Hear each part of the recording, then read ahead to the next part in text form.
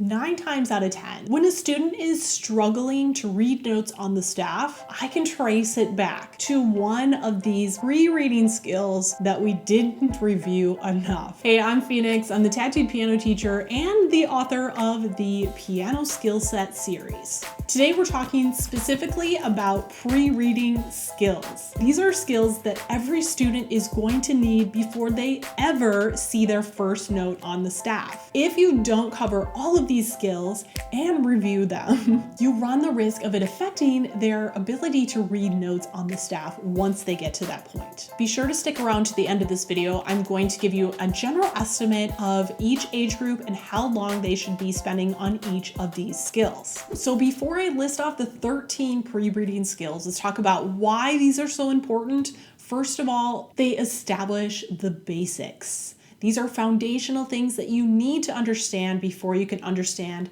how to read music fluently. Number 2, they provide the foundation for note reading. Number 3, these early skills give students a sense of accomplishment that they're going to need, that positivity going into the challenge of reading notes on the staff, which truly is learning a new language. So no more stalling. Let's talk about what these 13 skills actually are. Pre-reading skill number 1, identifying left hand versus right hand. It seems so basic that sometimes we forget to even talk about it at all, but especially with younger students, we need to establish this distinction between left and right early on and review it as necessary. There's nothing more frustrating than a student who's trying to keep track of 10 notes in the treble clef and 10 notes they're supposed to know in the bass clef, and they can't even figure out which one is their right hand and left hand. So even if you feel like your students understand this concept, it still needs to be reviewed and reviewed based on their age. Pre-reading skill number 2, the finger numbers. Again, this goes beyond just introducing them once, writing them down on one theory worksheet, and calling it good. These need to be reviewed, especially the left-hand finger numbers. The mirror image thing throws off students well into their later intermediate level if it's not totally foundation solid on the finger numbers. I still have some older kids who we glazed over the finger numbers when they were younger, and now as a level 3 student, they are struggling with which one is left hand 1 and which one is left hand 5. Whereas if we would have really established and reviewed that more than we thought we needed to at the beginning, they wouldn't have this struggle now. Pre-reading skill number 3 is the black key groups. Understanding the topography of the keyboard so that they can fluently move across the keyboard later on in their technical studies. Pre-reading skill number 4, and this is a big one that I don't see books spending enough time on, the musical alphabet. I review the musical alphabet both forwards and backwards and repeating and looping and all the way up and down the piano so much with my early beginners because I know that if they don't know what comes before C, they're not going to remember what that high bass clef B is. Have you ever had a student who's trying to read those first bass clef notes on the staff? And you ask them, okay, so what's the musical alphabet backwards? This one's a B, and then we go down. What comes before B? And they can't answer it. Now, everybody knows ABC, but they also need to know CBA automatically like the back of their hand. In fact, they need to know the entire musical alphabet, and they need to know that after A, when moving down on the keyboard, we skip to G, and then to F, and then to E. They need to know that musical alphabet, looping forwards and looping backwards. It's not something that can be covered in one day. It needs to be reviewed and reviewed like a preschool student learning the alphabet. That's how important it is. This will help them read steps and skips later on, believe it or not. Pre-reading skill number 5, finding middle C.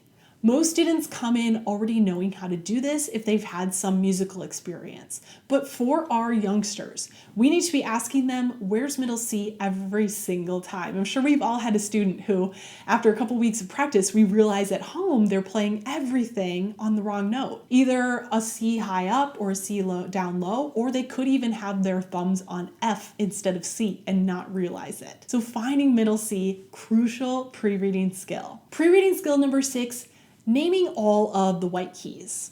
Again, sometimes this is something we introduce once and we kind of glaze over it. We don't spend enough time on it. Again, learning those steps going to the right and to the left. Knowing the white keys by step and by skip is all resting on this foundational skill of being able to name the white keys so fluently. Pre-reading skill number 7, quarter notes and quarter rests. Pre-reading skill number 8, half notes and whole notes. Pre-reading skill number 9, dotted half notes.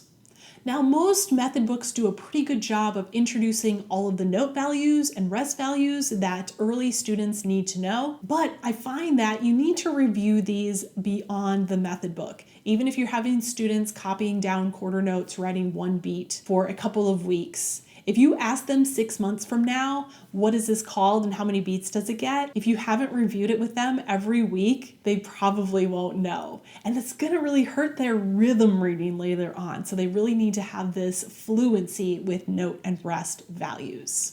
Pre-reading skill number 10, up stems and down stems. Now, this is one of those skills that later on we're going to drop. It's one of those rules that we eventually break because stems can go in either direction for the right hand, left hand, treble clef, bass clef. Yes, we all know this.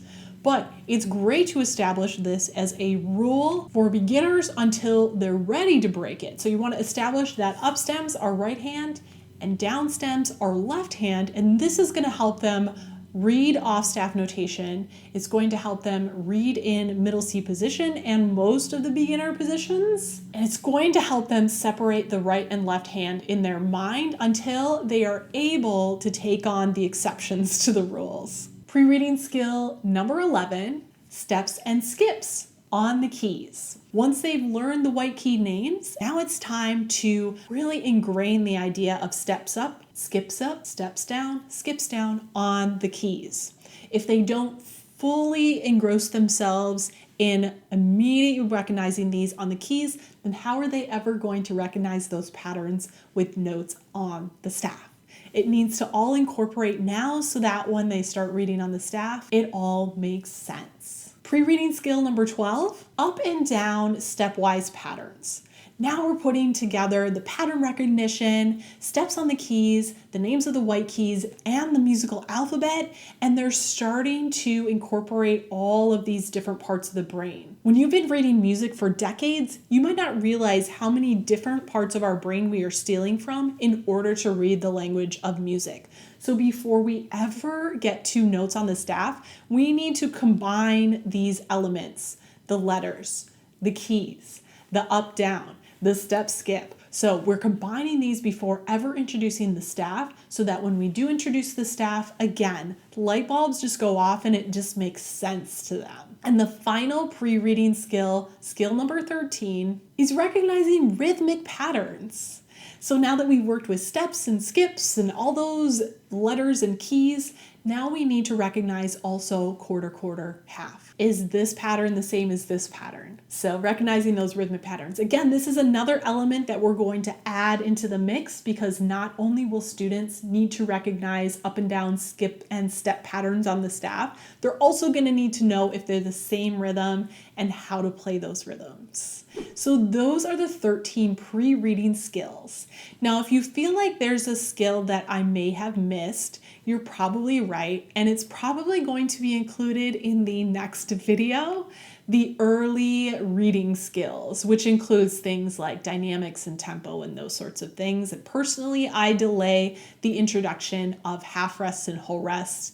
Now, there's no right or wrong introduction schedule. This is just the schedule that I use in the piano skill set books. So let's get into exactly how much time needs to be spent on these skills for each age group. Hit the like button if you are enjoying this content and gleaning any information or anything interesting so far. How much time do we spend on each skill?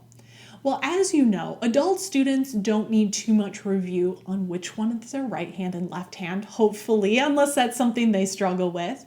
And usually adults can pick up on patterns pretty quickly because of the cognitive abilities that they are bringing in the front door upon arrival at their first lesson.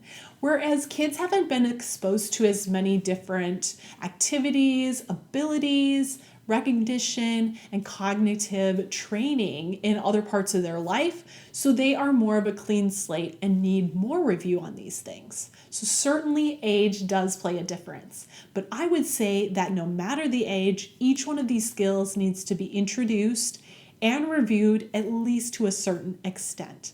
Let's start with our little beginners, age 3 to 5. These students are most likely seeing you for a shorter lesson time, and I would say no more than one new skill should be introduced at each weekly lesson. Now, there may be exceptions to these rules depending on previous experience or abilities of each individual student, but these are just some general rules. So age 3 to 5, no more than one new skill per lesson. And at this age, you want to review all of the previous pre-reading skills at every weekly lesson. Lots and lots of review. In fact, if you have a 30-minute lesson with a 3 or 4-year-old and you are spending 20 to 25 minutes of review time on all of these skills, as long as it's fun for the student, that's actually really ideal. And then just 5 minutes on whatever new skill is coming up for that week. And again, these are just general suggestions. Obviously, from week to week, student to student, we vary things as needed. How about for those kindergarten students, like age 5 to 6? These students, I would say, no more than 2 new skills at a weekly lesson. And these students also need to be reviewing all of the previous pre-reading skills you've introduced at every weekly lesson. Again, lots and lots of review. Even if it feels like they know it, just go through the motions, do it again, say the musical alphabet backwards one more time, play the keys and name them one more time. Just do it. It'll pay off in the long run. Moving on to a little bit of an older beginner, let's say age 7 to 8, our first and second graders. For these students, I would still say no more than 2 new skills at a weekly lesson. And these students need to be reviewing the previous pre-reading skills for at least 4 weekly lessons. And if you feel like they really have it intellectually and cognitively, then you can drop an old skill after 4 weeks. Some skills they will need to review for a year though, so just be conscious of that. Moving on to a little bit older beginner, let's say age 9 or 10. These students can probably handle up to 3 new skills in a weekly lesson, although most weeks they'll only be learning 1 or 2 new skills. These students still need to review pre-reading skills for at least 4 weeks and sometimes longer depending on your discretion. And finally, how about students age 11, 12, 13, teens, and adults? These students are special cases because they are coming to you with their own abilities, their own skills. They may have previous musical experience or experience in other things that really help them move along. And so you're really going to have to take these on a case-by-case basis. As I mentioned, all 13 pre-reading skills need to be introduced and reviewed in some fashion. But again, with your older students, just take it on a case-by-case basis. If you're not sure, review it anyways. They will thank you in the long run. If it feels a bit overwhelming to try to incorporate all 13 of these skills, or you feel like your current method books are maybe not reviewing them quite often enough or introducing them as thoroughly as you'd like, I would invite you to check out my writing book, which is a theory book, and my technique book in the pre-reading level.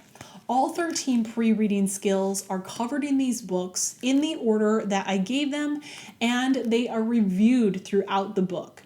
So for a stress-free way to make sure you are introducing every single little skill, preparing your students for reading notes on the staff, and reviewing as much as you should be, I highly recommend checking out these books, and I will link them in the description. They also include fun activities like fill in the blank stories, lots of games using dice, really fun, colorful pages that students will actually want to do. And once you've mastered all of these pre-reading skills, check out the primer level skills in this video here. These are going to be the early note reading staff introduction skills that are also so vital to make your beginning students fluent note readers. And I hope to see you there.